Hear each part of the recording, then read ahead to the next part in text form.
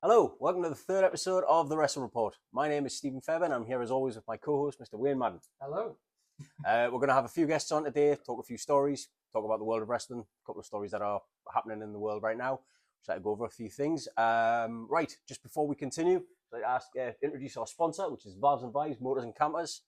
They produce custom motorhomes, tent roofs on Land Rover Discoveries, I think is the main thing that they're working on at the moment. They're a new company. Check them out on Facebook. Got a website. Worth a look. Right, Wayne, anything like that before we move on? I'm really pleased to see that in the green room we opened the daycare facilities today's show. It's absolutely beautiful. So I'm excited about this one. It's a good show. There's a lot of talent here. There is, one of which has had a water pistol confiscated already, and he's currently looking for it. Do not walk on camera.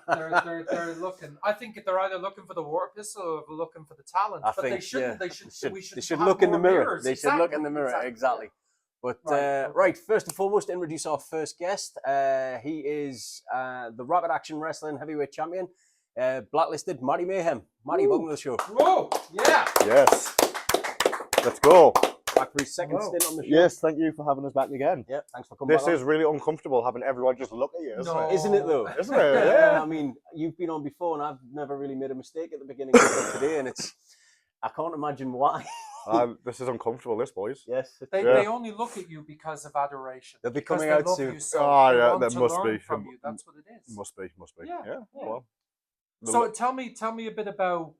Actually, let me ask you a question. Okay. All right. Let me just go straight into this. We've talked a little bit about this, but building up. So you talked about why you wanted to become a wrestler. Yeah.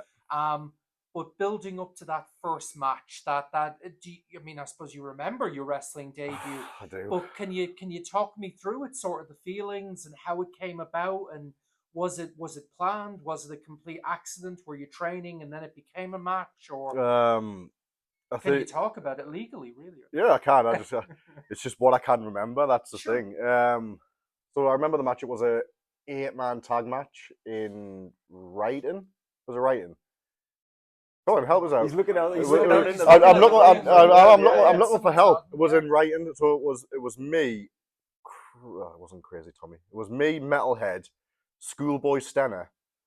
Yeah, exactly. And there was a fourth. I can't remember who the fourth. Yorkshire Dale. And we were wrestling Victor Von Volts, Tony T, Jody Marsh, and somebody else. Okay. And it was terrible. Absolutely terrible. We're past the 60-second yet. Yes. Right, so this is what stands out. This is what stands out about my debut, right? Okay. Oh, get comfortable. Right. So I was skinny, right? I was really, really skinny back then. Like, and I was nervous as fuck. Like, debut, like, it's a daunting thing. And I remember walking along the apron, and I stood up on the turnbuckle on the outside, to do like the rock thing, but I didn't do the rock thing. And I heard from the corner of the room at the very back, "Get down, you fucking skinny prick!" And I was meant to be the good guy, right? So my confidence was shot instantly. And this person went on to like NXT UK and stuff. Wow. So like, they had this thing called the heel corner. Right. Where they were just absolute dickheads for no reason. So that was my debut. That's what I remember from my debut. And it was absolutely terrible. But obviously... And Schoolboy Stenner thought it was a really, really good idea. So bearing in mind that this was a middle-aged guy, well, not middle-aged, say about 23, 24, he thought it would be a really good idea to take Haribo out and hand it to kids. Have them hopped up. As if it's not weird enough having a guy dressed up as a school kid and then going around trying to offer sweets to kids. Oh God, I didn't even click on that. Yeah. So what age were you around this time? What age were you when you made your wrestling debut? Jesus, 24, 25 maybe, I think. No. Yeah. And it can't have been that much of a failure, because here you are now. Oh no, no! Like the first few years was diabolical. Really? Absolutely. Okay. See, I saw you wrestle well, a long time ago, and it never came across as that. You always came across as very confident. Which one was that? I'm not sure. It was about 8-9 years ago, maybe, when I first, well, however long ago it was that I first met you, whenever that was. Is that the company that we're not allowed to mention? I believe so, yes. Yeah. Yes, it absolutely That was is, again, yeah. was it a tag match? Yes. That was me and Oh, God. Classic Jack Right. against Geek Squad. That's right. Yeah. Yes, that's right. Yeah. I remember That was yeah. all right. Yeah, that was all right. That was a good match. Yeah. That I was a think good I think card I grew as into it a lot as I went. Like I've never been the most confident of people. well. No. You wouldn't think it. I mean, obviously, the show you were on the other night, you wouldn't think it at all. Yeah. And, you know, for anybody that doesn't know, I was in the ring, not wrestling. Christ, no, I'm not that fit.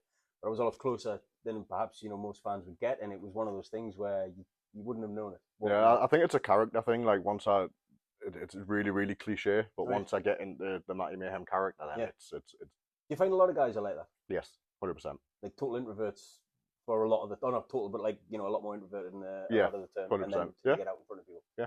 See, I didn't like walking out.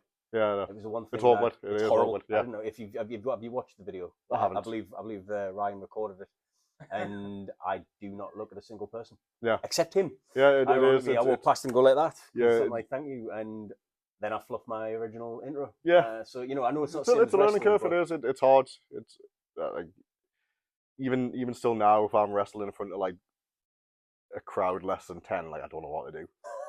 You need more people. Yeah. You feed off the crowd. So I know that you took a bit of a sabbatical, partially to the pandemic naturally, and for a number of reasons, and then you sort of came back as a resurgence. I've heard you say that you enjoy being back now wrestling in this era. Yeah.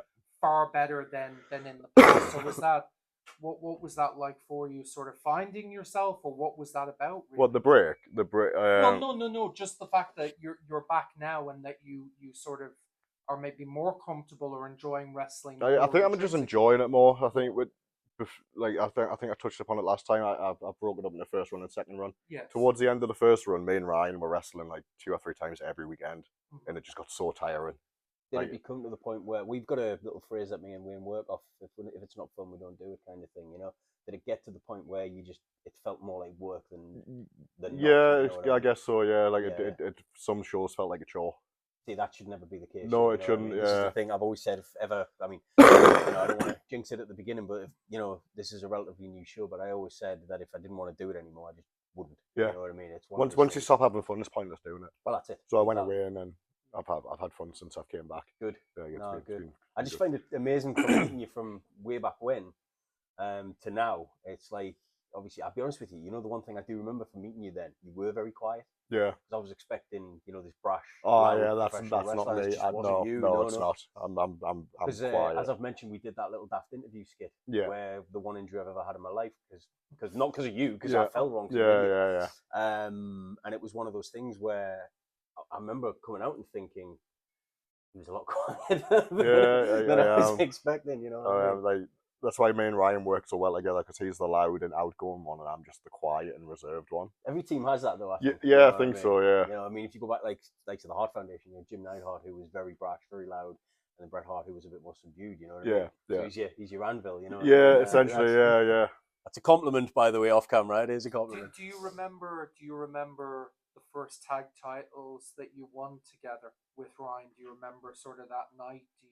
Yeah, it was those ones, the Firestar tag belts. Oh, wonderful. That was the first. We won tag trophies once. We don't speak about that. Right. We don't give anyone. Is that an off-camera story, maybe? It's not an off-camera story. It's just we won them at the company where everyone needs to be blacklisted from. Oh, okay. I get you. Speaking of blacklisted, new Matty Mayhem merch. Yes. Check it out. Great shirt. I might get one of them. Thank you. Like them are the first ones that we won. We won them in November last year, I believe. Okay. Yeah. I saw the post you put on. You've defended them more than. Yeah, anybody. we have. Yeah, so like not even just like the tag belts, like any title at Firestar. Oh, really? We've defended them more than any other title. Excellent. Yeah, that's great. It is. It's been a good run. It's been fun. We've worked people that we wouldn't necessarily been able to wrestle. So Right. it's been fun. Well, I think as we've mentioned them enough, what do you think, Wayne? Say his name. I think we should introduce our next I have guest. a few questions for him. Your illustrious tag partner, and exactly, we do have a lot of questions for him. Please welcome Ryan Roode. Woo! Ryan Yeah. Roode. Say his name and he appears. I believe in Ryan Roode. Ryan! Ryan, thank you for coming on again. Thank you very much for having us again. Okay, I've got one. Got one. I've got Go a for it. question Go here for it. straight No, away. go for it. Straight away. You guys, obviously, tag partners, soul brothers, blood brothers, maybe even spit brothers. I don't know. But, how did you come together? How did that actually happen? Did one of you put an ad in a music magazine somewhere? No, I'm confused. But no, how did you come together? By chance, really. By accident, really, Right. wasn't it? Yeah. We've So got obviously I'd known Matty for pretty much since not day one. It wasn't a little bit after, yeah. I was already in a tag team, in a security tag team. So we don't talk about him. Don't talk about that gimmick. That's long gone.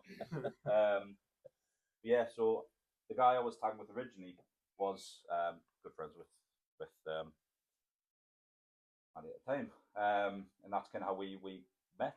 And then I had a second tag team with a guy called Bruce, and that's how the gimmick will come about, the filthy stuff, because we wanted a tag team called Pure Filth. Bruce, who I met the other night. Yeah. Yeah. So it was Ryan Roode and Bruce Delicious, or Right. Easy B, and we were Pure Filth. Yeah. And then it was still from that. But it was by chance that we started tagging together. So we travelled down to Leeds, 2018, I think. Yeah. And you were supposed to be in a tag match. I was supposed to be in a three-way. Big fucking Joe and Kaz. Kaz Crash, who was Ian, great wrestler. You've never had a chance to see Kaz Crash or work Kaz Crash, great wrestler. And as we were getting down there until we arrived, and then we found out Big fucking Joe, I believe he texted you. Saying he had car troubles. Had car Wink. No. car troubles. Anyway, they were looking for a replacement. I just happened to be there. I was already had not that I wasn't drinking vodka out about the car. But, No. Ryan was on Party Street on the way down, on the drive down. Yeah, but anyway. So anyway, we got down there, and the guy went, "Oh well, want to do an impression of him." I'm looking for someone to fill this gap. Do you have your gear with you? Yeah. And then that's how we kind of got into it. From there, it was a triple threat, and it wasn't until after that we thought we'll try and make this an all-black handicap match. Right. Yeah. From the handicap, that's where I think it was Kaz's idea, wasn't it? Because he said, yeah. like, since you're from the same area, why don't you just come out together? Makes sense. Yeah. Then obviously we'll do like used to as heels, and I'll be the face. You just can work together, and then you start like falling apart a little bit. Do you remember from the origin as well? Because we didn't actually come up with the name Anakin Ying first and foremost. We didn't. Because we're going to be called Pure Mayhem. Pure Mayhem. Yeah, which was a collaboration of Pure Filth, Right. which was my tag team that was still technically feuding going on at the time, and Matty Mayhem. Right. So you'd obviously worked with a few different ideas. Yeah. Can I ask you, I mean, at the risk of, an awkward question, do you prefer to tag or do you prefer singles? Do you want to go first? Go on. I never ever wanted to be a tag team wrestler. Really? Yeah, Wow. I never wanted it. Do you enjoy doing it though? I take it? Yeah, I was So glad. long, Yeah, you know so what I mean? like as I've grown into a wrestler, I've learned that tag matches are more fun because I don't have to do as much. And just as a follow up, Ryan, how hurt are your feelings right now? No, because Ryan's always been part of tag teams, and I thought it was just such a Yeah, I'll tell you what's bullshit, right? I'll tell you what, right? I never wanted to be in fucking tag teams, right? I didn't, right? But I was put in tag teams. Back. Actually, no, I'm telling a lie. I've done enough doing solos. I do enjoy like 1v1 wrestling. Yeah. Great. But tag wrestling is a lot more fun. There's a lot more that goes into it. There's more to the storyline There's more and to the things. story. Isn't it? Yeah. There's a lot more you can do than when you're wrestling with guys that you just click with. Because when we first started doing the whole Anakin Ying stuff, yeah, we just naturally bounced off each other really well. So Even it was natural chemistry yeah, from the yeah, start. it was natural chemistry from the start, which is why it worked as well as it did. If it didn't work, we wouldn't still be here doing it now. It's a good point. Yeah, exactly. Hair dye and lollipops gets with nowhere. Exactly. Now, I know you guys have obviously, you've trained together, you've grown up together, you've come up together, you spent so much time on the roads together. I was watching this classic Raw match the other night, and for whatever reason, they had Jeff and Matt Hardy both wrestling each other. You know where I'm going with this. Have you guys ever fought each other? And legitimately, if not, why not? Like, would you be interested No, in we've doing done a it. singles match? Yeah. I've lost count how many times we've done it, and it's always so much fun. Because it's another one of those things that we know each other's moveset in and out. You find it easier to work because you know what the next person we could do it going to do. We could plan a match, or we could go in maybe 10 minutes worth of prep time, and we can just pull something together. That's great. We just know each other's stuff back to back and what feeds into each other's stuff. But yeah, well, I've done quite a few feuds. Yeah, we've done a lot, haven't we? Yeah. Do you like that though? Like working against each other? Oh yeah, we love it. And stuff. And it always falls at a perfect time as well. So like, this is like, if I'm like in a shitty place in life, I'll like mate and it's coming up to a match with me and him. Like we'll just get all this frustration out that we need to get out on each other. not on each other, not on each other, but we use each other as a punching bag. That's good though. I mean, that's a good example of this. Ryan Roode versus Matty Mayhem versus what's it called? Where? Breakout. Tommy Rocker. Tommy Rocker. It was a triple threat. There's a lot of horrifically. There might not look a lot of horrifically stiff shots. We'll say that were through against each other back and forth. There was one point in the match. We were doing a back and forth, and Terry hit us or something, and then hit him back. Another workshop. Fucking hit us. What's the matter with you? Another workshop. You don't fucking hit us. I'm gonna something. Really. So you give me a stiff one, and I just came out and I was like, boom. There we go. That's better. I know Bang, bang, bang. Did that change the tone of the way the match worked after that? Did you? I think we were towards the end here anyway, weren't we? Yeah.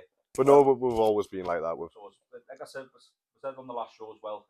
But the people that you know are the best, you can work a bit snugger because you feel comfortable enough where their limit is. You know where the limit is. You know where your limit is. You know sometimes you can push the ball. Absolutely. I think we said before we came on there, before on camera, we were talking about a match from the Rapid Action show the other night where Scarlett wrestled Oliver Barrett. Yes, and they were really laying it in on each other. And I'm not gonna lie, I was standing obviously ringside, and I was really shocked with an intergender match of how much they were really laying in on each other. And I'm not to say any of the other matches lacked that like impact, but that to me, because I think more because she was a woman, really kind of shouldn't count out Scarlett. She's great. No, she is. She's great. Very, very good worker as well. She's very, very snug, very, very, very, very competent worker. Yes. There's a lot of feuds with Brandon Prince. Also great matches. If you've never seen them, they are fantastic matches. Yeah. I checked out lots of the stuff from a lot of the guys I met the other night after, because I hadn't seen a lot of the matches.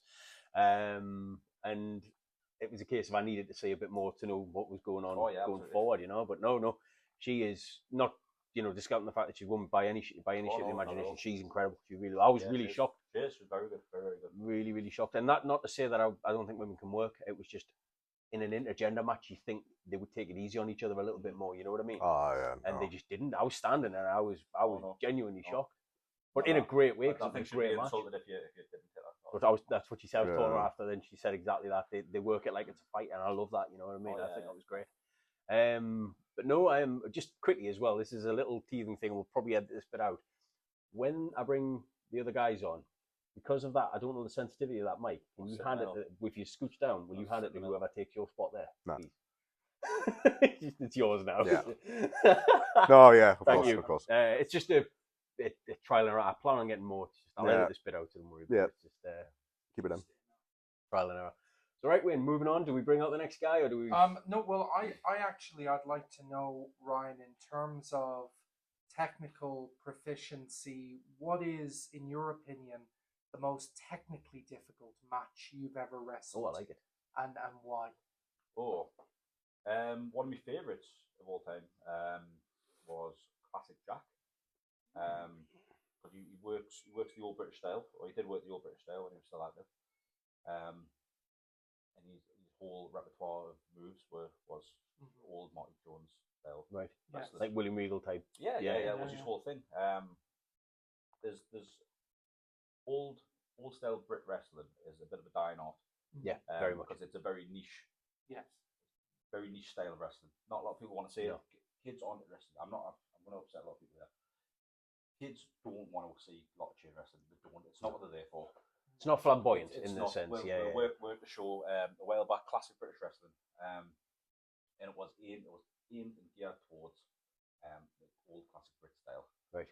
Because the promoter for there had a lot of ties with Marty Jones. Right. Okay. Okay. There's another couple of guys who are ties with Marty Jones as well, but they were geared towards classic British wrestling. Now they did have some very good chain wrestlers on there, but They wasn't weren't interested. Yeah, it was a very, again with that sort of style from the few shows that have been down Wales and Ruthin and Wales. Yeah. It's a very different audience. It's an older generation of wrestling. Yeah. It's an older generation of crowd. So it fits a bit better. Yeah. Yeah. Whereas, I mean, you're right what you're saying, the modern wrestling crowd, especially the age, apart from the parents, obviously, at the shows you see the more independent shows, they're all kids and they're all raised on, WWE, TNA. Paid for blood. Well, this is it, exactly. They want the blood, they want the violence. Again, I'm not saying that. Yes. I'm not saying that the old British style doesn't have a place in wrestling Yeah. anymore, because it absolutely does. Of course, Yeah, agreed. It's the foundation of any wrestling style. However, basing a whole promotion around that style, you need to know. You've got to tailor the audience. You've got to tailor to your audience. Yeah. It's just you've got to have market research as well. Yeah, of like course. see if that. If you're in an area like again or a show down in Ruthin, Union, it's called, they've got a very older generation of Right. wrestling fans. So raised on like World of So Sport yeah, and things raised like that. on Yeah. World of Sport, Big Yeah. Daddy, Giant Haystack, and that all stuff. Marty Jones is obviously a big inspiration down there, so that is their target audience. They do well on those sort of shows. I like that. But up here, when there's kids and Yes. stuff like that, Yeah. there's kids, toddlers, guys in the 20s. Just not a thing. There's a lot of people just sitting on their hands. You know what I mean? Right. It's So it's a quiet crowd, a basically. very, very. It is quiet nice crowd, to know that there is still a market out there for it. Of course, to be honest. there I mean, always will be a market. For I it hope as so. well. I mean, you see, like Tyler Bate and Pete Dunne, they incorporate elements in. I mean, obviously they work, the high flying style to a degree course. as well. But I love how, like, Pete Dunne, I think it is, does the joint manipulation stuff. Yeah. I love all that. You know what I mean? I love all that. It's great. And you don't see it. There's no other guys doing that. Or there's very few other guys doing that. You know what I mean? Like I I love say, that. there's always a place for it, but it's just has to fit in with the product itself. Yeah. So you got like fast paced, something that's more slow and methodical, Yeah. wrestling based, technical based, and then follows on to something else. That's completely fine. Yeah. But if you want slow, it's not going to Can grind the show to a halt. It's not going to appeal to the younger audience. There will be fans for it, but it's not for everyone. It's sad though, isn't it? Because it is, like you say, I think if a lot of people gave it the time, actually sit down and watch the ability. Because I mean, you look at the likes of, from the 80s, Owen Hart did it. Dynamite Kid did it. Davey Boy Smith did it. These all big stars. Brett did it, of course, exactly. And they all went on to, I don't want to say bigger and better things, but it's the foundation of every wrestling style. It's true. It's something that we've done. It's something that the other guys have done as well. It's something that you learn on a core level. Chain wrestling. It's your foundation to bread and butter of all wrestling styles. It's the hearts in general, isn't it? That's where they come from. As we mentioned last time as well, with time, wrestling's evolved into a different, completely different animal. People want something faster paced, someone wants something a bit more flighty. Again, I'm not saying it doesn't appeal to everyone, because there'll always be a place for it, but you have to kind of move on with the times. Like 1,000 super kicks and things. Well, maybe not that far. I remember going Wild Bucks. I remember going to an independent show. I think it was Gentleman Jack, and I remember seeing an independent show, and they did like a best 2 out of 3 falls, and it was quite fascinating. Yeah, quite an interesting thing. Yeah, it's not for me. It's not for me. Is that the old stuff? Yeah, no, it's not for me. There you go, though. That's exactly, I think, his point proven, because you work in the business, and it's. I mean, this is why I fell out with Marty Jones. Right. Yeah, because he was doing a seminar up in Newcastle. Right. And this was during my first run, and like I say, I was shit. So I used to do a lot of hardcore matches to try and hide the inability to wrestle. And I got put through a kitchen sink once. Oof. And that went online, and Marty Jones blew his top. So the just to give a little context that. So the thing for the match was, are they using everything and the kitchen sink? Right. Mm. Okay. So there was, Okay. I think you had like all sorts of weapons. Yeah, Are we yeah. talking like one of those big metal? Yeah, boxes? yeah. Oh, wow. So we set that up in the corner like you would a table, and I got suplexed through it, I think. And he blew his top. And then a couple of months later, he came up and done a seminar, and he was like, "Matty, come and tell all these trainees why you don't like technical wrestling." And I was like, it's not that I don't like it. It's just wrestling's evolved so much. Kids don't want to see 10 minutes of chain wrestling. Yeah. Kids want to see RKOs and in rock bottoms. Stone Cold And stunners and shit like that. That's what kids these days. Impactful, big moves. Yeah. Like, I mean, this is the thing nowadays. They look at chain wrestling as wrestled. Yeah. You know what I mean? It would just be wrestled. Like Ryan said, it's got a market. Everything's got a market. I've said this for ages. This whole This whole thing about different markets within wrestling as well is something I want to touch on in a little bit. Once the other guys come out as well. Of course. Like, don't try and put me down in front of trainees just because I don't like your style of wrestling. Well, that's it. Just because it's wrestling is a huge spectrum. Like there's deathmatch has got a market.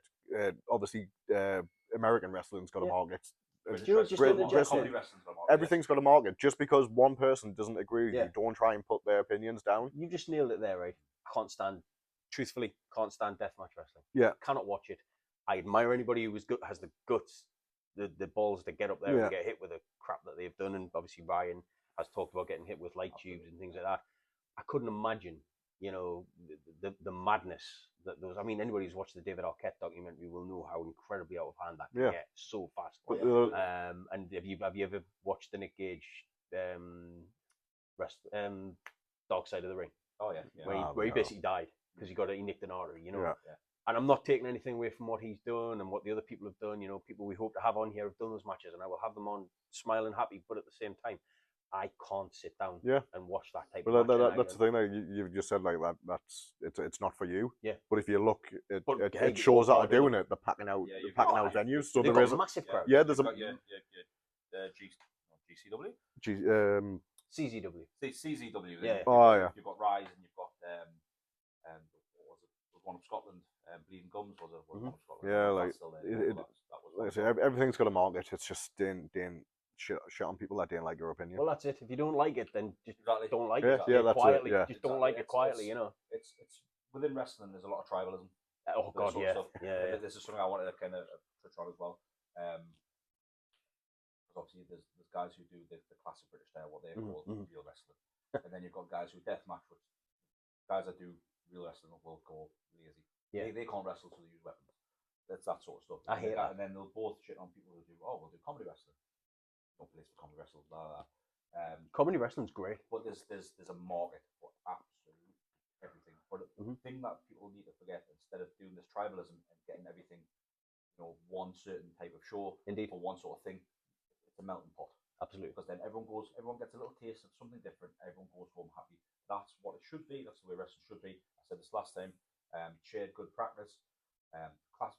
So, say for example, one match is a classic British style. Yeah. One match is American style. And then we've got something a bit more hardcore. Then we've got something a bit comedy. It appeals to everyone. Yeah. Because at the end of the day, everyone that's going to be sitting in your audience is not wrestling. Some of them aren't wrestling fans. Some of them have just brought their kids. That's it. Yeah, because the kids like it. Yeah. Exactly. Do you know what you were saying about, just before I bring up the next guest? I just want to touch on one more thing: the tribalism at a higher level. I don't get fans that are baying for blood when it comes to they're desperate to see AEW die. Now, I am not a big fan of their product. I watch sparingly, but surely the more companies they have, the better it is for the workers. You know what I mean? Yeah, absolutely. And I don't get why people are sitting there counting the days till the death of that company. I just don't get it. It might happen. I hope it doesn't, but it might happen. You know what I mean? Healthy competition. Well, it's got to be worse for the business, because if you think about how many guys work there who perhaps can't get a job at TNA or WWE or Ring of Honor will go as well, which is the other side of it. Yeah. There's a company already kind of folded in with AEW, intrinsically linked because they're owned by the same people, and it's one of those things where I just don't get it. I don't understand it. To me, I was on a brief on a radio show, as I mentioned earlier yesterday, and I did a bit of research for upcoming shows, so I could plug a few shows. The amount of local shows coming up, and they're all different companies, is incredible, and I love that there is that amount of work. I mean, you guys are obviously on some of the shows, but you aren't on them all, which shows that there's enough work for everybody to get a job, and I love that. There's enough work to go around for everyone, and there's enough stuff for everyone else to to do their own things. And it doesn't hurt anybody. No, it doesn't. And that's the big thing. So I the only think. time it should be a problem is if you're trying to purposely shut down another promotion by. I don't get that. We're on the same page. I think you made a comment on the last show, Matty. I think you said something along the lines of wrestling is for everyone. Yeah. And it's the way it should be. You know, I love that. It's a little positive, you know, maybe a little cringy, a little cheesy, but who cares? I like that, you know what I mean? I love that. The thing that annoys me, like, it's sort of within the same conversation is that you get people that will be like, they try and get a show shut down because they don't want to work that show. Then don't let it bother. Does that happen? Yeah.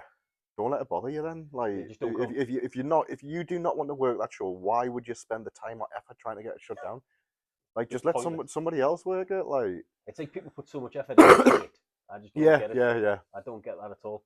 But no, thank you for that. I think we should move on. What do you reckon? Get the next? Yes. Because I think that I can see them chomping at the bit. They're like a pair of caged lions back there, aren't they? You know what I mean? So, do you want to introduce this next guest? No, go. Do you want me to do it? Right. Well, please welcome for his third stint representing Reform Wrestling, Mr. Ryan Ace. Woo! Ryan, thank you for coming back on. Thank you. Can I ask you to do one thing, or would you just switch places? Would that be all right? All right, that's how it is, right? Get out of my way, boys. Yes. The real star's here now. Get off the couch. Segregation wrestling. See, when we said what we were just saying about the hatred. all right, move along. You didn't have to sit that close to it. I'll sit close to the way. We've got a green light on there. Yes, it's true. This is true from what I've been hearing. I've been hearing stories about It it. seems to be always the topic of conversation in the locker room is the size of my It was penis. before you got here, to be fair. So, Was it him? it was. It's always him. Have you tasted your leg today? Not today. I did that on the show last week. Yes, you did. Because I was getting to a spot in the match where I was getting pantsed. Right. And last time I did the spot, because I'd have boxer shorts with my opponent's face on it. Right. And last time I did that, we still had like 5 minutes of the match to go. And I felt that my junk was going to fall out of my boxers. So my infinite wisdom last show, I taped my penis to my leg. As a man, I've got to ask you, how did that feel? That can't have been comfortable. Getting it off was worse. Oh, It was horrible. God. Imagine How did you tape it up? I borrowed Thomas Blood's wrist tape. And I just I I literally- front to back, like. well, literally just put a strip over that. I was in the locker Imagine room when he having was that doing it. It problem. was a sight I'd never forget. It was my first ever time in a wrestling locker room, and I turned around and he was standing with his back to the room, wrapping his leg up, and I just went, "Oh my god, what is he doing?" Tape my penis. Quick reference there, he's also single. Well, there you go. I am. There you go. But no, this is not how I expected to introduce you to the show. I'm very bashful when it comes to stuff like this. Yeah. It's warm in here. We'll just blame that. Yes, hello. So yes, thank you for coming back on again. Absolutely, no problem Wayne, at all. lead on. Fair enough. Ryan, tell me, how big is no? no, I don't Big want enough, big enough that it needs taping. Oh, Apparently, oh. yeah. Bastard. Right, okay. I was going to say you've thrown me. That's why I handed it over to you. So, Yes. tell me how things have been going at the moment, and I mean that from the point of view of we will at some stage before he tears down the walls, metaphorically and physically, introduce your tag team partner. Yeah. But before we bring him out, I want to talk to you. You're obviously, for those who are unaware, in a stable at the moment, if you like, based around Reform Wrestling and Yes. this idea of, is it that you're meant to be Nigel Farage's nephew or something? That's Or some my connection? crack, yeah, being That's Farage's your crack. nephew. Okay. Yeah. So this is a storyline which it's starting to get more and more into what's happening in current politics and current day events. It's a very, shall we say, emotive issue, especially in some of the regions that you're going to, some of the shows that you're performing. Of course. Are people maybe taking it too seriously? Were you worried that they might take it to what's your feelings about all this? So when we started Reform, we're just piggybacking off a hot Yeah. topic at the time, you know. Yeah, But the whole statement we made with Reform Wrestling is to make British wrestling back to what it used to be, back to the old days of World of Sport, Marty Jones. bring it back to what it, even though that's not our style, we do it all. I was just about They don't want that. Yeah. This is why we're feuding. Ah. But that's all our crack is, like, you know, get rid of all the anarchists, the perverts, and all the other, like, sorry, all the anarchists, you know, all the people that we deem unworthy to be in the business because they're putting a disgrace on British wrestling and what it used to be. Yeah. To be fair, that's where the detachment is. That's where the detachment is, yeah. That's Like, what we, people feel that. but then we come out, of course, Where the the gimmick name, the starts as logo, well, yeah. The name, the logo, and probably the logo is the closest connection we'll have to, Yeah. minus the Farage cameo itself, Or the name. or the name as well. But the name gives it away, Reform Wrestling, you know. So we're reforming wrestling, but there has been times where we've been in more Reform UK affluent areas where we've been invited to Reform UK rallies. So they took it seriously. They took it really seriously. We had this one dude when we. It's so uncomfortable to watch. Is it really? Next to the square. Because we don't know what to say. At the risk Oh, of getting yeah, political, you're not politically leaning of that type generally. No. No. No. You hear, like, I mean, I don't know how true this is, but you hear stories of, like, when Sergeant Slaughter famously was about to fight Hogan at WrestleMania 7. Yeah. And I believe he tried to go into McDonald's to order a meal and someone spit on him, is how the story goes. You know, That's true. and that was obviously because he was seen as an Iraq war sympathizer, Yeah, of course. sympathizing towards Saddam at the time. Mhm. But on your side of things, obviously we know that, especially in the Northeast, there's been the likes of Tommy Robinson and others very, recently to when we recorded this show, even trying to come up and stir people politically. Yeah, of course. Having said that, when you hear stuff like Nigel Farage trying to claim that migrants to the UK are eating swans from royal parks, I mean, does that kind of stuff at least give you something maybe to, like, oh, this is food, we can. Yeah, we can well, this ridicule is how we started it to begin with, because it was, I believe we're coming up from Wales, and Kendoll will correct me if I'm wrong on this, but we're coming from Wales, and I was driving, he was scrolling through his phone, and it came up where it was when Labour was going to ban smoking in beer gardens. And Farage did a thing on his socials going on how it shouldn't be banned, and then transitioned to how much he himself loved smoking. He was like, it shouldn't be banned. I love smoking. I wouldn't have a pint without a cigarette.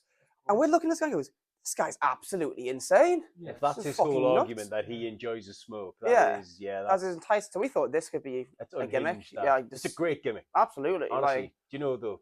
If I can just interrupt you slightly, the Yeah. other day, you'll have to indulge me here because I don't think anybody else in the building saw what you did to me when I was in the corner. Did you see how you wouldn't have come out? And I introduced him. He came out, and obviously I was in shirt and tie and waistcoat and all that, dressed way too similar to the way these two dress. And he walked up to me in the corner, checked my tie, right in my face, went, "Love you," and walked away.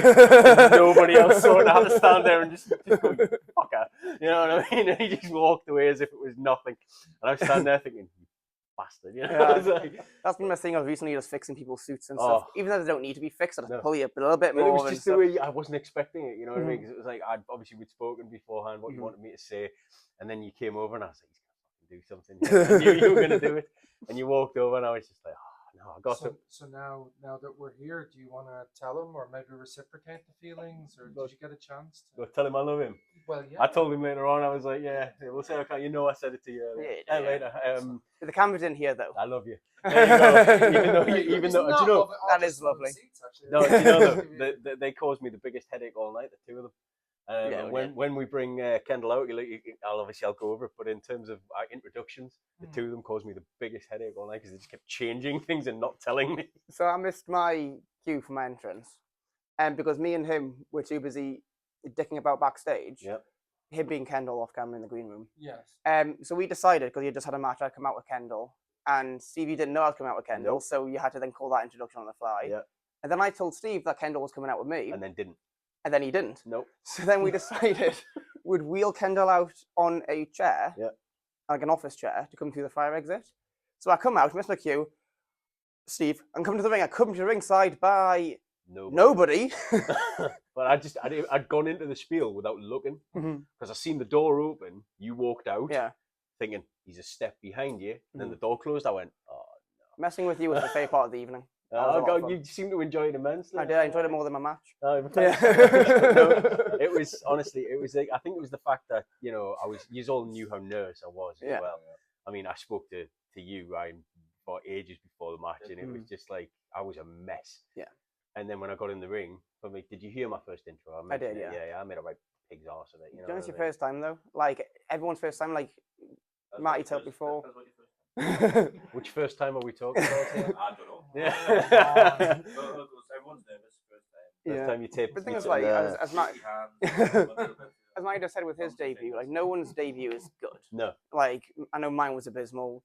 You mentioned how bad yours Mine was. great. actually, while we're here, I'm going to give you a props because you bigged me up big style. I think it was on Instagram saying nailing my debut, and I was just like, it really wasn't, mate. But thank you. You know what I mean? Yeah, it was a big thing that you've never done before as well. Getting up in front of like Never 70, 80 people and then have to speak on the microphone all night long. in the world's massive hottest room. Yeah, got it. Unreal hot. Oh my God. But no, sorry, I got into a little bit there. It was just a tangent because I had to speak in. I wanted to do it on camera. Yeah, fair Because enough. I was honestly, I want to kill him. It was No, great though. that was a lot of fun messing with you. Just because I know how nervous you were. I know. Yeah. And that's So I took quite enjoyment out and of the that. fact that you're quite a bit taller than us as well. When you pin us in the corner, I was just like, but That was no, fun. I loved. You know what though? I appreciate it because of the fact that you did make us feel comfortable in the sense that I am a stranger in paradise, as it were. I was a complete outsider on that night, and it was like I said. I think I said it to you, Matty. I think I said even if I get only do it once, at least I can say I've done it. Yeah. You know what I mean? So. But no, you're coming back anyway, so. Well, we'll see. He said we can, but we'll see. We'll see. But no, all in all, though, thanks for that. It was a good laugh. No, absolutely. Absolutely love to have you back as well. I appreciate that. You as well, Wayne. Thank you. You want to get back into the interviewing? No, And the shows. no. I've had enough of that. Although, no. I mean, it would be great fun. We did an interview a very long time ago at a show, and well, I very vaguely remember of what I said to you, but you remember even less because you'd unfortunately suffered a concussion in the match prior. Yeah. So, and this was quite interesting from the, from a point of view of, so you'd wrestled the match, you'd obviously taken a fall quite badly. Yeah. Maybe some of the audience or a majority of the audience hadn't picked up on it. We'd gone into this situation just after where we're obviously going to do the post-match commentary. We're doing a bit of an interview backstage, and I can remember somebody coming up to me, standing behind me, and just sort of saying in my ear, he doesn't look well. We're going to have to wrap this up. And consequently, it was like it wasn't until sort of a few weeks later that you'd gone back to look at that footage. And I think I remember you saying to me at the time you couldn't remember a thing. No, that was a very scary moment in my life. Yes. I couldn't, that entire weekend I wrestled the Saturday, but I couldn't remember from the Friday to the Monday. I lost that entire weekend. There's very mixed stories of what fall it was. Some people say it was a seminar beforehand when I did a head scissors. Right. And I'm a tall, lanky, I'm close to 6'3" me. So if I do a head scissors on someone who's shorter than me, I'd hit my head off the floor. Yeah. And that was what people are saying, because if you look at the footage, and I've seen it many times, when I'm coming out, I look out of it from the get-go. Sure. So I managed to do 15 minutes not knowing where I was. So I'm quite... And you remembered all the spots you had planned and things? Oh, well, I know you can't remember it now, but... all I'm going to say is big shout out to Adam Christ, carried a concussed Ryan Ace through. And I was in the business a year at the time as well. Oh, wow. So still very green. A green concussed Ryan Ace, and Adam Christ, bless his heart, carried me through that and looked after me. That's a good tribute to him then. Oh, absolutely. But no, like anything could have happened there though. Get knocked out. I don't think I was knocked out, I just was concussed. The fuck. So I remember when I got knocked out in the match, that I still managed to do the match. Like, I can't remember doing the match, but I was told that just because you don't know what you're doing, your brain doesn't autopilot. Yeah. So like your brain in the background is just still working, knows what you're doing. Still conjuring up all your memories. What went through. It's scary though. This is, I mean, touch on yesterday, one of the questions I got asked was, people's perception of pro wrestling and the negative side of people's perceptions of pro wrestling. And this is something, and as wrestlers and indeed wrestling fans, I guarantee you've been asked the question of, you do know it's fake. Everybody says that, and it's the one question that pisses every wrestling fan off, doesn't it? You know what I mean? And the woman on the radio Looks fake, that, yesterday, doesn't it? she was, Look at- and look this how is the fake thing, that- look how you're fake that rocking scar a looks. quite Look a at hefty that. scar there, you know. Um, But this was the thing she said to me. She had said, "What's your opinion on that?" You know, and I had said, "Look, you know, these injuries, these people go out there, they do a live stunt show with very little rehearsal, if any, in certain cases, in a lot of cases, I'm guessing, with a lot of choreography that they've all got to remember on the fly in front of a room full of people, and injuries do happen, accidents do happen." And I actually said, it was a disservice to use to you know, to go, oh, they're just pretending to fight. It's like they're not pretending to fight. They are having a fight. It just happens to have a predetermined ending. And that was the thing. And I had said, people use the word fake. I hate that phrase because it's not fake. So yeah, as I was saying, basically, people who say it's fake is a really, really, I think it does a disservice to you. Oh yeah. Because Jim Ross once made a very famous quote: "Can't fake gravity." No. Yeah. You know what I mean? You're still falling, taking bumps. Yeah, you might know how to do it and this, that, and the other, but at the same time, you can't tell me that, you know, somebody like, I'll go back to the Hell in a Cell match with, you know, Taker and Mick Foley. Somebody as tenured as Mick Foley on a big stage still was knocked out twice in that match from 2 falls that he knew how to take.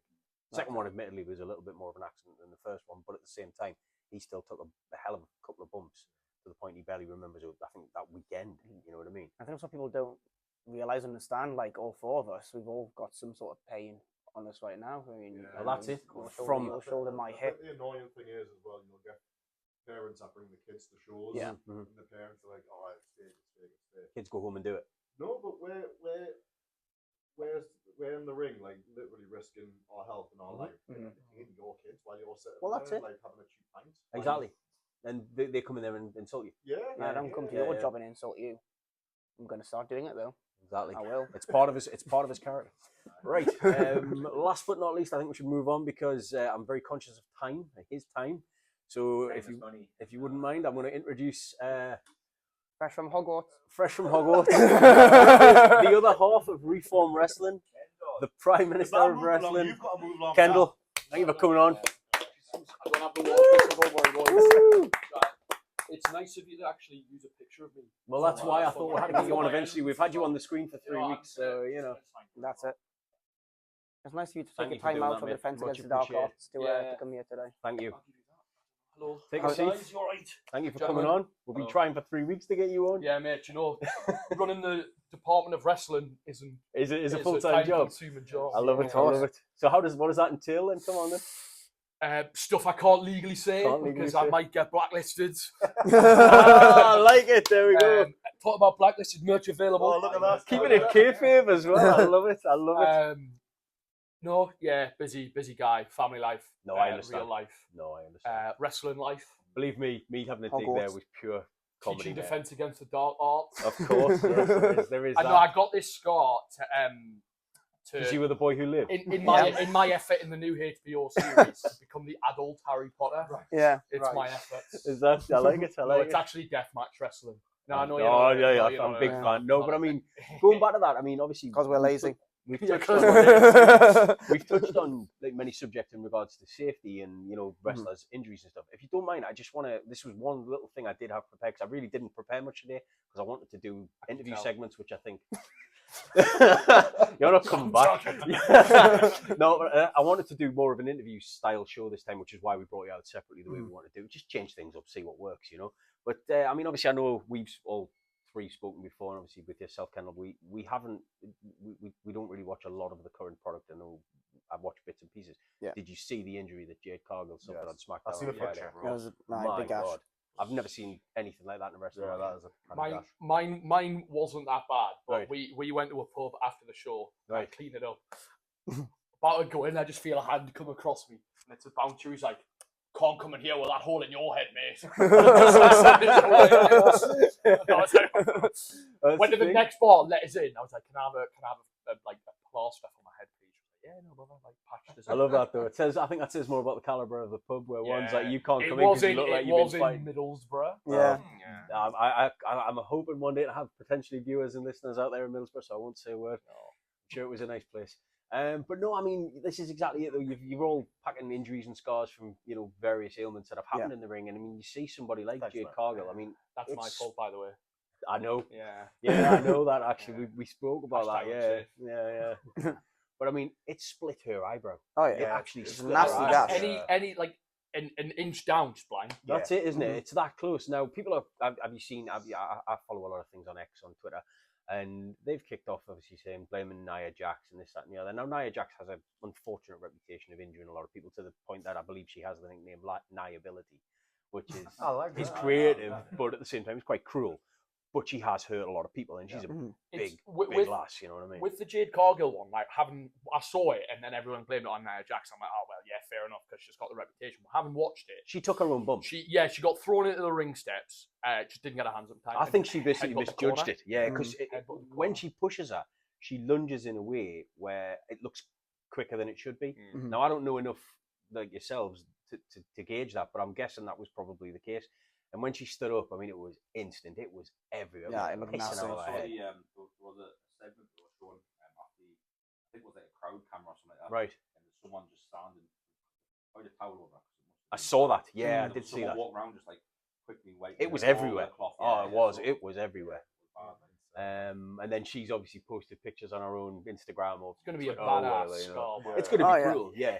But the thing is, as well, the irony is she was kind of failing to get over a bit because the fans were kind of sick of the botches in the matches and they Mhm. weren't particularly happy with her work, which is the same criticism she had when she was in AEW.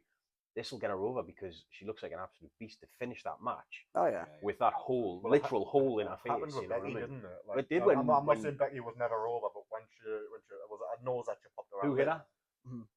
Was it Nia Jax. Nia Jax, yeah. It's that photo of her standing in the crowd and her face. That Face is face was bloody. smashed yeah, to bits, like, yeah. that got her majorly over. Oh, And the irony is now, I think Becky Lynch is doing and I'm going to, apologies, don't sue, I think she's doing the worst work of her Yes. career now. 100%. Absolutely I 100% horrendous. agree, She's yeah. got, obviously you'll know this term, X-Pac heat.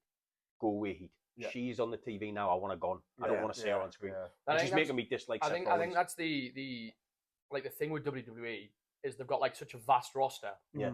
But they've got only like Vince did, Triple H does, Got his Shawn Michaels favourites. does. They've got their favorites. They're Yeah. always on Yeah. TV. And you touched on earlier, like now the Northeast has like such a vast variety of shows on. But like these guys will say, like if you think back like 5-10 years ago, Yeah. when there was less or even the same amount of companies, it was at a point though like that the people weren't given a chance, and every show had a different variation of the same match or the same card. Right. And it was like you were going to watch one company, and then like next week you were paying to go watch another promotion, but it was the same card Yeah. or like the Funny. same wrestlers wrestling different yeah. matches. That show the other night, I spoke to you about this, didn't I? Because you were on about like the gatekeeping and whatnot of the promotions. We were talking about this the other night. I think, yeah, There it's was one because female wrestlers, female workers are there's more now than there ever has been. Right, In my that's opinion, good. Anyway. That's good. So back about 5-10 years ago, it got to a point where just with Kendoll mentioning that there was 2 female wrestlers, and every week they were doing the same match, and it was different promotion, same match, different promotion, same match. What same finishes and things like yeah that. because as you Sorry, go on. no go on. Because they were the only 2 female wrestlers in the Yeah. area. Wow. Everyone was picking them. Oh well, we'll put these both together, and it was just the same stuff. Back And to it's back to back. because you say it's like predetermined, and obviously there is an air of planning. Yeah. A lot of people find it easier, and I hope you don't mind me saying, but the match he had with Thomas Blood a couple of months ago at a camp show Right. where there was like no crowd, no cameras. Right. They did exactly the same match, and because they only found out they were working each other on the night, Mhm. because the match Oh, got that's changed. right, it And I wasn't meant turned to up be late there. to the show And he as well. turned up late. He's never on time. He was late today. They just did the same match, and it was the same with the women because they worked each other week in, week out, and it was different crowds, different Mhm. companies. Right. But it was all they were just do the same match. Yeah. Yeah. And because it was different people watching, they could get away with it. Yeah. That match with Thomas Blood the other night was great, by the way. Oh, It thank was a you. good match. Yeah. It was funny about those. It was really good. Hey. That honestly, About you didn't get out of that chair once, did you? No.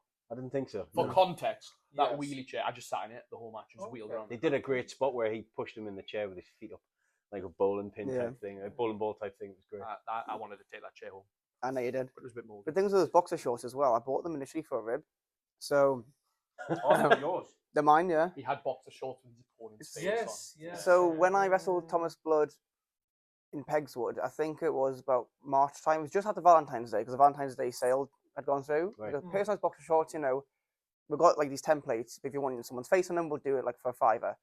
So I thought, ooh, this would be good. And my girlfriend at the time bought me heart-shaped boxer shorts. So I said to Thomas Buzz, I've got these. How would you feel like you pants me and see these like actual hard boxer shorts? He goes, oh, that'd be a laugh. So then I ordered these boxer shorts and put his face on them. Didn't tell him I was doing it. Right. So then, I put them on, panters me, and he's expecting to see heart boxer shorts anyway. So he only sees the hearts. So then he's like, oh no. Beats me up a bit. And then he slams me and just looks and goes, why is my face on your crotch? And then for some reason I still got those boxer shorts. Well, they came in handy for the. Absolutely. So I turned up that day. Yeah. I went to bed every night. But I turned up to the show. Stand up on a row. Absolutely. He pitches them like a tent. Turned up to the show, and of course I come just after doors open because I'd just finished work, my actual job, and then I see Thomas Blood and he goes, "Have you got the boxer shorts with my face on them?" First thing he says to me. I'm like, yeah, I carry them everywhere. So yeah, they're in my bag, mate. And he goes, "Do you want to do the spot again?" And I was like, "Yeah, go on." And I think my favorite part of the whole thing is when he bent me over his knee and started smacking my ass. That was the best thing. Is that because it's been a long time? It has been a very long time, but it was fantastic. Just a good laugh. Single, by the way. Yeah, he's single. I know Wayne has a top-notch question to ask you, which we discussed earlier, so we are going to move on to that in a second. Just before we continue, this episode we have discussed your penis way more than I was expecting today. Me Not too. gonna lie. And there's still time for And there's more. still time for more. Yeah, Yeah. backstage Yeah. conversation. So, ladies, as you know, if there's anybody, he's single. And apparently, but anyway, Wayne, It moving on. I'll let unscrews you. like I'll a let you fire take hose. over here. You say things now. So that's all right. Take that to be That's okay. That's all right. Obviously, you guys have been a tag team for Yes. a long time. You've come up together. You've been on the road together. You share things. Have you seen it? How big is it? That's not the question, incidentally. yeah, that's no, the no, other no. question. Yeah, the other question. Right. Yeah. Oh, yes, yeah, it unspools like a fire hose. Like, Right. Yeah, That's my curiosity satisfied. And, Right, and okay. ladies, he's single. I'm going to have to So, come up with a That's title new for this merch, around that, this. by the way. So am I going to? Is this the Drew McIntyre? Absolutely. Right. Okay. So I was very excited the other day because I found out that Drew McIntyre has been officially cast in the Highlander film that's coming out yes. next Oh, year. okay. That I'm really excited about. Mhm. He is going to play Conor McLeod's brother Angus McLeod. Mhm. But and obviously, as you may know, Edge, of course, was in Highlander 4, which I think was called Highlander Endgame. They had a couple of cameos in the TV series. And the very original movie with Christopher Lambert, of course, Mhm. at the start of the film, they're watching a wrestling match when they go down to the car park and he cuts the guy's head off. So wrestling has always been somewhat connected. But Yeah. it got me thinking about this. I would love to know from each of you, what wrestler would you like to see either in an existing or bringing back a role from film and or television? So we were thinking of stuff like Becky know- Lynch for Red Sonja. that's would be- right, would Becky be Lynch for perfect. Red Sonja or CM Punk playing David Hasselhoff's character in Knight Rider. That'd be cool. I love CM Punk, as everyone knows. Yes. No. CM Punk No way. should never, ever be in another movie ever in his life. Did you see CM Punk's movie? The I horror did. movie. The horror movie. The House. Oh, I've seen yes, that. yes, About it's- the brothel. That's the one. Yeah. Yeah, And I have there's, seen that. there's liquid coming out. I watched Liquid that. I like coming out. that. Did you? I actually like that. It was Yeah, yeah. terrible. Oh, dear. Well, there you go. There you Difference go. of opinion. Apparently, I'm a pervert because I like People it. I Yeah. watched that with me on a hawk, and I've never had to turn a film off and try to explain to him that I wasn't watching a film. Don't get us wrong, I watched it, right? But no, that wasn't. I don't know what that was, but that was certainly something. Yeah. You haven't suffered until you've watched Paul Levesque in The Chaperone. I like that. I did like that. What was the God. one Hulk Hogan was in? Suburban All of Commando. them. Suburban Commando was an amazing But film. then you also had Triple H in Blade. That's Oh right. God, he was in True, Blade true. Trinity, wasn't he? Yes, Yeah, that's yes, right. Yeah, he it's was. all that Keith Vampire. Of course. Mm. Hulk Hogan also did No Holds Barred, which was a tie-in. You had Dwayne Johnson as the Tooth Fairy. Indeed. That's a His great original movie role. as well. To be fair, Dwayne Johnson's upcoming film with Emily Blunt actually looks but like they- it looks like he's going to try and act. Again, I was going Shit. to say on a tangent of your actual question. Dwayne Yes. Johnson plays Yes. Dwayne Johnson In every film. Yes. Except his new film where he With- is yeah. apparently up for an Oscar. They're That's going to be right. up for us to Smash Machine Mark. Yeah. But yeah, to answer your question, Yes. Yes. Ryan Ace in the gas Do you know what'd be great? If they ever wanted to get rid of Jason Momoa, I think Roman Reigns would be a good fit for Aquaman. ready-made, isn't he? Roman Yeah, Reigns he's ready-made. as Aquaman I would think be so. good. Well, he's Roman- going to be playing Kuma in the Street Fighter 2 movie. Yeah. Yeah. That's why he's off. That's why he's been off television. He's been away shooting that because Cody Rhodes is guy. Yeah, yeah. Oh, okay. I heard rumblings. I'm really thinking about this. I There could was watch talk- that. I will watch I the could hell out watch of that. that. Yeah, I will I watch heard the hell out of rumblings of talks of Gears of War. Yes. Mhm. Still a more serious. Yes, Oh, that was. Okay. I think, Marcus but Phoenix. unfortunately, Batista himself has said he's too old to do it Yeah. now, which is a shame because Batista at the beginning of his Drax run Oh yeah. was Yeah. Marcus Phoenix. Great. Yeah. Oh, You yeah. know what I mean? Great. I think that was a skin for the game. Sorry. No, I that's think fine. that was a skin for the game where they actually put Batista's likeness in one of the games. I don't know I which was one. going to say, I think Batista's the best wrestler turned actor. Easily. I think like Easily. for range, in Hmm. terms of range. He can of his actually film. really act. Yeah. Yeah. Range, yeah, but I mean, has anybody seen that Right. Knock at the Cabin?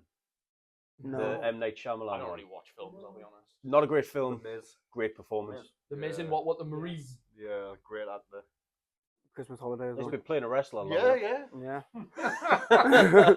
Sorry, I love the Miz. Really, I just had to get that in there. I love the Miz. I'm joking. I do. I love the Miz. I think he's Maybe great. it's because of how he looks, but if Cody Rhodes was to play like Robert Patrick's T1000 in a I could remake give of him the- that. I could give him I that. could see him. still in I the could do see cinema. that. Yeah, Yeah. That'd be Just cool. running after the bike, like I'd be alright with that. Yeah, I'd be alright with that. I think they should cast him in the Hulk Hogan biopic. Yeah. Just Rhodes see is how Hulk that Hogan. works. Yeah. Because I know there was originally going to be one with Chris Hemsworth, wasn't it? Hulk Hogan biopic. Yes. Chris Oh, was Hemsworth's that? been, Yes. I think it's been shelved now. Well, I what the- think didn't Hemsworth like put a back burner on his acting career? I think he because pulled up from acting he's for a while. shown early signs of Alzheimer's. That's already, right. so- Is Oh, that true? really? Is it? I Yeah, didn't know I've that read bit. that, yeah. Wow, Yeah, right. yeah. Oh, shit. So he's pulled so he dropped out of loads That's of right. acting stuff. Yeah, yeah. Oh, I didn't So then I realise think that. he only agreed to do like the last Thor film, and then he's like shelved his career again for a bit. Wow, I didn't even know that. Yeah, Wow. So is there any wrestlers? So is there any wrestlers maybe we haven't mentioned completely left field, and maybe if they were remaking either an existing franchise, rather than I'm not asking you to I have a pitch great new one. idea, but yeah, an existing I'm franchise. What's I'm thinking about this. I'm forgetting his name in WWE. He was Magnus in TNA. What's his Nick Aldis. Nick Aldis. Aldis. Okay. Because he's British. James Bond. Oh, I'd give you that. Nice. Yeah. Nice. He would do that. I could see him in the Kingsman as well. Or Oh, the Thing. yeah. Oh, he he'd be is. perfect Well, they're in the talking about Kingsman. doing more Kingsman movies, so people Alright. like him should be doing it. Do you know what I'd love to have seen? You know, prime, like, late 80s, early 90s Jake Mhm. Roberts Yeah. as the villain in The Hitcher, you know, the Rutger Hauer movie. Oh, Because that'd he be was alright. such, you know, the quietly spoken Yeah. promos where he never raised his voice, but he always had those piercing eyes. Mhm. yes. Imagine him in the Rutger Hauer role from The Hitcher. I'm not talking about the Sean Bean remake, which was horrible. Yeah. But the Rutger Hauer originally, that would have been, or even something like, you know, in Blade Runner or something like that. You know, I think Jake Roberts was one of those people, if he'd been around now We've done it. in his prime, would have absolutely been an actor because he had such a presence on screen. And did you Yes. hear his DDT was created by accident? No, I didn't know Yeah, that. we had a story on that. No. Yeah, so he told it himself. So he's quite famously credited with inventing the DDT. Obviously, yeah. Yeah. And it came when he was during a match. He was hooking his opponent up for suplex, and obviously because he'd been a bit sweaty, he didn't get the arm round, and he fell. He literally just stumbled and slipped. And is that how it came to And be? then did it, and then they got backstage afterwards, and they were expecting to be bollocked because obviously they'd made a mistake. Mhm. And whoever was backstage, probably Vince, whoever was producing the match, was like, "Oh, like, what was that? That was amazing. That is your new finisher." And then that's It's one of the few wrestlers to ever really make that look like really deadly. Yeah, Obviously, yeah. like, and it Raven had the came- even flow version. and it of came by accident. And the same with Drew McIntyre's The Claymore Claymore. kick. Mhm. Too He tight wore leather pants. pants that were too Yeah. tight. He went to do a big boot and fell. And But it looks looked amazing. alright. Then it's a great Yeah. finish. You know what I mean? Yeah. This is the thing. So no, let's run through that again. So who do you reckon in what? We'll go along each of you one at a time. We'll start. Okay. We'll start this side. Ryan, we'll start with you. Well, last night I watched an old Arnold Schwarzenegger film, Running Man. Great Oh, film. what a film! And Great I film. like to say that get remade. To be fair. It is. It is It being is, remade. yes. It is. It actually is coming out soon. It's more closely akin to the book, I believe. That's it. Yeah. It's got like a TV serial quality It's about basically it. a man down on his luck, trying That's to it. make a load of money. He's got to stay alive for a month. That's And I'm basically- assuming they double cross him, is the I would feeling think I so. get in the Yeah, trailer. yeah, Yeah. Yeah. But Yeah, go for it, I think that's it's going to be Cena. Cena would be great in that Yeah, role, in the yeah. classic '80s Yeah. actioner If role. you think because there was Who else was in the original? What's it called? You talk about the Japanese guy. No. Yaphet The Japanese Kotto. guy as well, but it was also Yaphet Kotto was in it. Oh yes. He was. yeah, I He was. forgot. A very small role, but he was in it. Yeah. Yeah. Well done. No. Obsessed with Schwarzenegger movies. I can't remember the guy's name. He had a moustache. Oh, Jesse Ventura. Yes, it. Yeah. Captain Freedom. Yeah. Captain Freedom. I did like. Because it's obviously what they, at the end of the movie, they have him fight the stunt double and then edit right. Arnie over the top to make it look like he's killed him. Yeah. Yeah, Captain Freedom. Great. Come on then, Terry. Matty, even you. Brock Lesnar as King Kong. No. That would probably sell. To be fair, wouldn't it? I don't know. Like I've been trying to rack my brains for an answer, but I think that Randy Orton would be amazing in Die Hard. Yes. John McClane. Oh, in the McClane role, yeah, absolutely. That'd be cool. I'd watch Yeah, that. I'd love that. absolutely, absolutely. And yourself? A bit of a random one. If ever wanted to remake The Boys, I think MJF would be a great Homelander. Agreed. I think Didn't he He's would. basically playing that role. That is his entrance gear against Briscoe, didn't he? Did he really? Has he But actually he's got done the a same Homelander? personality as Homelander, you know what I mean? He's Like, playing that gimmick anyway. Absolutely, isn't he? I think he'd be fantastic in that role. But And then, no, of course, I'd the give you obvious that one one. is him as And Harry Potter, you know. yourself, Kendall, last but not least. Yeah, me as Harry Potter, no. Nick Aldis is 007. You're going to stick with that one? Yeah. I like that one. It's a great one. What about yourself, Wayne? So Los Angeles, a veteran cop. He's been on the force for many years, like T.J. Hooker. He's sick of this city. It's a disease, and he's the cure. And it's Diamond Dallas Page. Oh, I would watch the hell out of that. That'd be fun. I Yeah. would watch the hell out of that. Yeah. Do you know as well? I think Becky Lynch's Red Sonja would be great. As much as I'm not a Yes, big fan of her, I yes. think. Do you know one wrestler turned actor that we didn't mention who turned in a couple of really great performances? One in particular. Give us a movie name, see if we can get it. They Live. Directed by John Carpenter. Oh, Rowdy Roddy Piper. of course. Oh, yeah. Rowdy Roddy Piper. That is one of the Well, he's best. actually a decent actor. He's as a good actor. Yeah. Exactly. And because it was 35 years ago, whatever it 34 was. years ago, yeah. Nobody talks about it. Do you know who done a really great movie Which is that's really sad. really underappreciated? Dean Ambrose done one. Did he? Yeah, he plays a cop. I didn't know that. And there's like this big convention center that gets taken over. It's really good. How long until he gets cut open? I'll say it to you. Walking through the door. He's buttering his daughter's toast, then he slices a finger open. Yeah, that was what it is. It's very good if you get the chance to watch it. I would recommend Well, I that. saw, mentioning Dean Ambrose, obviously Mox. I'm a bit of a figure collector, wrestling figure collector, and I saw the AEW released are due to release a new Mox figure, and it's special bloody edition. And I was like, you're not helping the memes here, you know what I mean? It's like, not special edition if it happens every time. well, this is it. you know? It's like, he But goes it's like out Ric there. Flair, though, like he started bleeding loads. You just look at Flair and his Yeah, but forehead look- explodes. This is true. Probably because he's drunk. People are talking Probably. about him all the time. Yeah. So He makes it work. who's winning? Oh, yeah. Who's winning? Well, that's it. He Reality, makes it work. He's Like, the if biggest he's star in getting- AEW. Yeah, like if he's getting views because people are like, oh, like look, we bladed off a back bump a couple months ago. Did he really? Yeah. He took a back bump and It's played. getting talked about and then it's getting talked about. So he's getting talked about for the right reason. No, he's not. But it's He's still, become a it's bit of still a getting meme, the hasn't he? views. He has It's become a getting bit of a the caricature. But at the same time, his stable, what are they called? The Death Riders these days, I Yeah. believe, aren't they? His stable is The it was a while ago, God.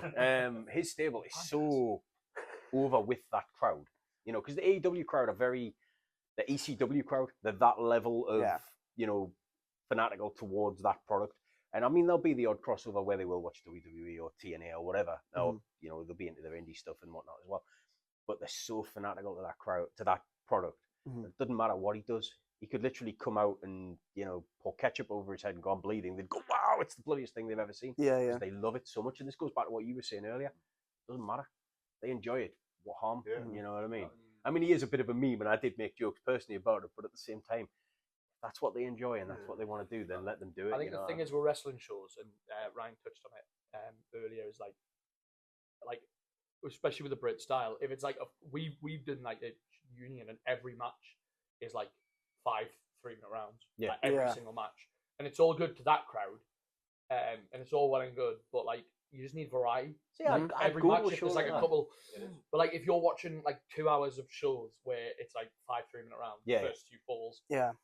all It's lop-ups, gonna get everything like that. monotonous. Yeah, it's kind of especially this day and age, kids want to see super kicks, Mhm. stuff like that. That's fair enough. Because you would lose the crowd by match 4 or I think, 5. yeah, and I think Mhm. I think with our gimmick, especially now, as I say, like our mission statement was like we want to bring wrestling back the glory days, but we're like open to do anything with our gimmick. Yeah, like, yeah.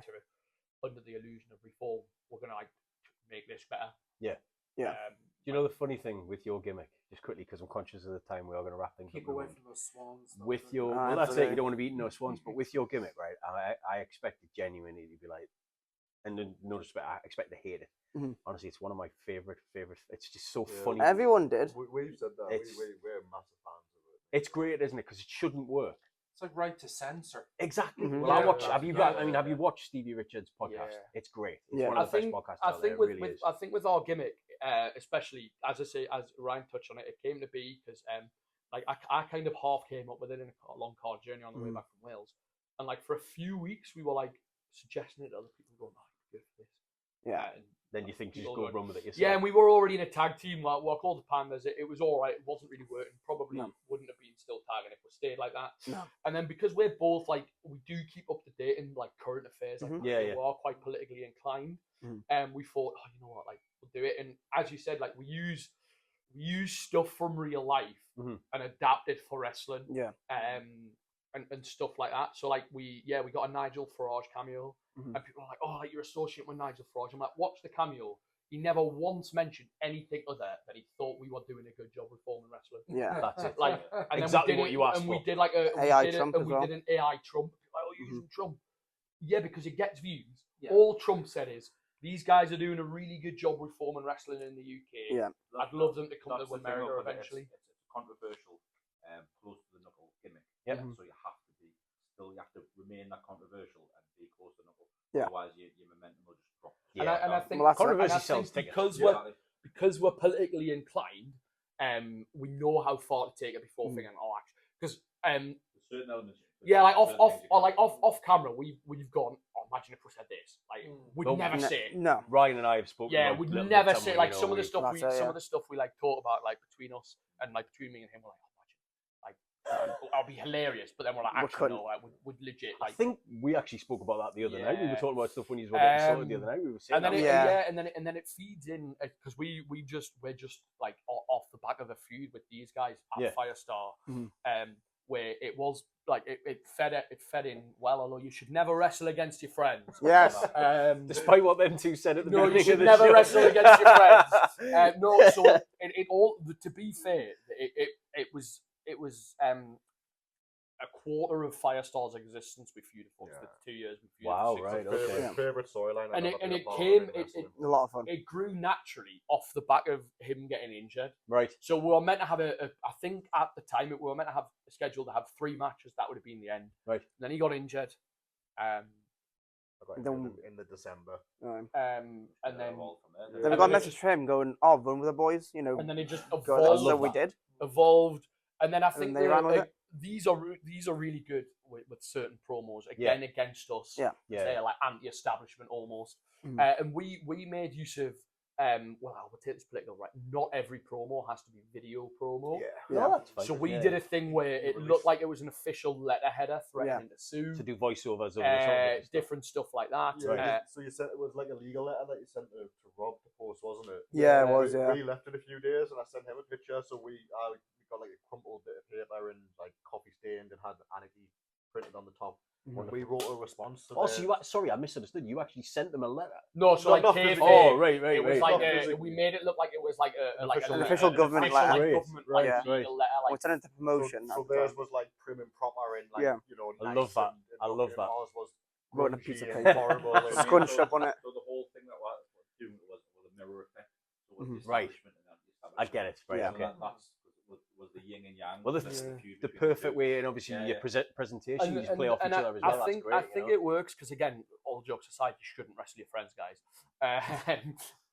Inside joke, we'll tell you after. We've all like all of our careers, like from the beginning, have been like kind of intertwined. Like Yeah. we all, apart from Ryan, we all started training in the same place pretty much. Yeah. And then Ryan came along. These boys took Ryan on their first ever road trip. Yeah. And then we were all wrestling on a show together. Dumfries. We became friends at that show. Yeah. and then we've all wrestled against one another. Ryan saved my life, like legit saved my life. Aye.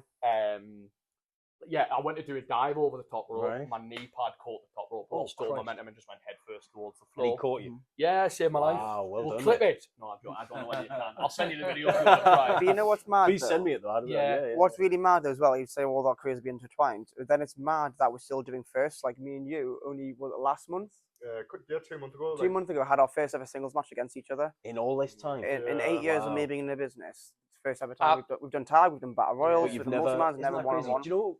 You've actually, never wrestled sorry, him one-on-one go either. Yeah, so we've never had a one-on-one. Obviously, we're probably not for the foreseeable because we're tagging. Yeah.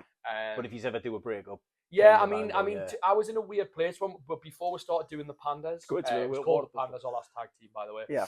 Before we started doing that, I was in a weird place where, like, I was genuinely thinking about taking a step away. right? Okay. Are you and glad you didn't, though? Yeah. Nah, fucking hate him. No, yeah, I was thinking about taking a step away, and I was like, and then the Pandas was a faction, which was me, him, Nicky Starr, and then him and a mask. Oh, really? He stepped away For from the 2 north. shows. He stepped away from the northeast, and then quite quickly he dropped because he came back as Ryan Roode. Understandable. Yeah. And then Aaron, I don't know how Aaron ended up dropping. So then it was just me and him, and it was good, but Yeah. like it wasn't going anywhere. And then I was like, and No, it wasn't. We tried. and then I was like, oh mate, like I'm like nah. And then he was like, I'll give it a couple of months. I'll give it a couple of months to the Pandas. Well, getting bookings, Mhm. but it was like a random tag match. It was nothing really mean. Not to the level we've got now. It So you was weren't like, getting. Yeah, it was Yeah. like throwaway matches. And then we came up with a reform thing. And I was like, right, I'll give it 6 months. And then what's that? 2 years later. Yeah. It But works. even with It really does. the announcement of becoming reform, we never did a video. It was a post on No, Facebook. it's a Is that all it Yeah, was? political It was post like a online. big long political post worded nicely. I like that. Which is what reform can do. We can put posts out without actually doing stuff. It's Yeah. what Well, I see the politicians do. photos you post and things like where you're just standing just the two of you in a pose. Yeah. That's And it. it's so like, oh god, people are Um, gonna hate. As long as we stick to, as long as we don't go left field, you know, like we're not burning things or whatever. If we Yeah, stick yeah, to like yeah. prim and proper, official stuff, we can do You keep it posts, to an we can almost. do And, like, letters, we can do again. cabinet meetings. Yeah, like the only I like like that. political side we bring again, apart from obviously the Nigel and the name, like Mhm. what we try and is the like wrestler monikers Yeah. is like I'm going by the like Prime Minister of Wrestling. Perhaps, yeah, yeah. And obviously he's the Chancellor, Mhm. named after a world famous. No, I can't. And Sunak. stuff, and yeah, Sunak, the best Chancellor ever. No, I'm not actually that. I don't know. And it's stuff like that. But Yeah. I feel like you boys would have done gimmicks where like you just thought, fuck, this is shit. and I can Where remember it, like It's an all trial and error, isn't it? You know what I mean? I think I Mike was Divick's- security. I didn't say more, man. I was called Ryberg. I it. was called Ryberg Security. Yeah. Hard. I think Right, my I gimmick's don't been the even- same all the way through my career. Never It's just mentioned evolved. that before. Wow. You've never mentioned that before. I like that. That's horrendous. I never Yeah. would. I don't. Like blame I've you. always like for the longest time I was face for a while and it never worked and then Do you I prefer working the heel? so much better. He's got a face that you just want to punch anyway. Yeah, exactly. It But just like looks like a prick. Even yeah. I want to punch Like, him on a I've seen- teammate. Like I had a company called Shield Pro in South Shields. I started teaming with a guy called Dominic Davenport, very talented guy. He did like a country club gimmick, so I adopted that when I became heel. And then around about the I remember him. speaking out movement, which we'll not go too much into. Obviously, like some like wrestlers got called out, and obviously there was like the gentleman Jack Gallagher, and I was doing like the prim and proper gimmick then. So I was like, I did a promo. I was like, oh, like, everyone who's called himself a gentleman before is like being wrong, and essentially I'm the last true gentleman left in professional wrestling. So I went that for a while. So I've I like always that. done I like remember this that, kind of upper yeah. class, and then he did like Ace Court where he was. I was wearing a suit. businessman, yeah. And then when we decided to tag, we decided, you know what? Mhm. When we tag, we instead of going, you know what, we'll both like do this upper class ring. Why not do it straight away? We're like, we'll be We'll like, be uni lads. we'll be like overage uni students. Aye. who want to be frat boys, right? Yeah, that'll work, guys. So for some reason, both doing posh gimmicks decided to not do a posh gimmick, and then we found ourselves back to doing yeah, a but posh gimmick. it's a weird one because it has told the line, Mhm. and there will be people who may not book us because Yeah. they might see it as too close Yeah, a connection. yeah. I think that's in every walk of life. Though, Um, Absolutely. Might be people who might not want to work us because of that as well. But I think it's important to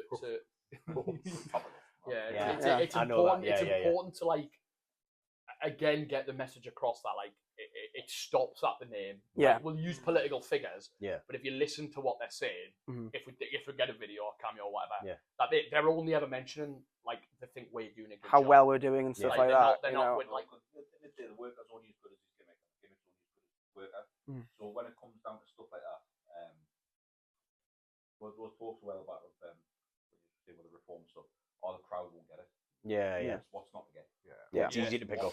And I think It's easy to pick up. It's a gimmick way, and as Ryan mentioned, like we've been invited to reform rallies, we have, but it's a gimmick where you'll get like the actual reform voters who love us, Mhm.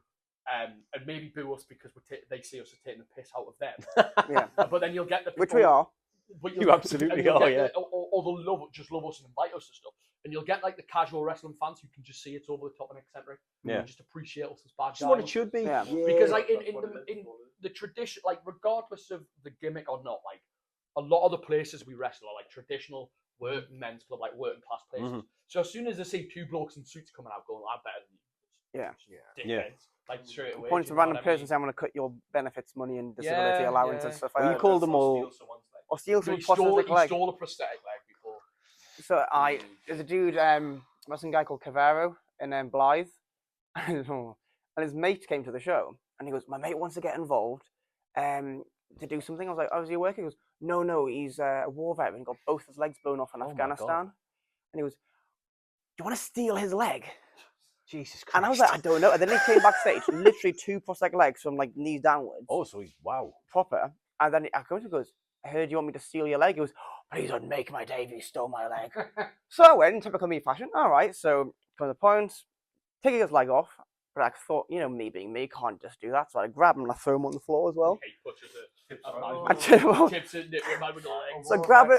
Yeah, a war veteran. A war veteran with no legs. Stops his pip. Well, you can walk. And then I saw this like a shout, like the taxpayer money paid for that. Pushed him on the floor. And then I looked at him on the floor, went, just kicked him. And was he totally on board Oh, with he it? loved it. That's Absolutely loved it. fantastic. That is He said, "I didn't know if you were going to throw me," so he took his other leg off as well. Oh, right. So he was prepared. What, so you On just the pick him off up and like just swing him because he's. But that's what I thought, the visual of me throwing this guy on the floor and he's got no legs. I looked at him and went, "It's going to go one or two ways." This. I'll tell you what, it's a good thing we don't make any money off YouTube yet, because we wouldn't make any money on this Oh, video. yeah. 'Cause- wow, that is a fantastic Yeah. close. Honestly, I hope you don't mind, but that was a fantastic closing story. That is absolutely just killed the entire video for it. Ryan Everyone is agreed on it. Ladies, he's single. He's single. Single, apparently. Disclaimer, everyone agreed on that spot though. Right, any closing comments from anybody? Or Ryan is a single. right, well, I'm just going to give a quick last shout out to the sponsor, Vibes and Vibes, Motorhomes and Campers. Check them out on Facebook. Well worth a look. See if we can give them some business. Thank you all for coming on again. Thank you once again, Mr. Thank you, Mann, for coming on. And once again, I've been Stephen Fairbairn. Thank you again for wrestling from the Wrestling Report. Buy Matty Mayhem's merch. Yes.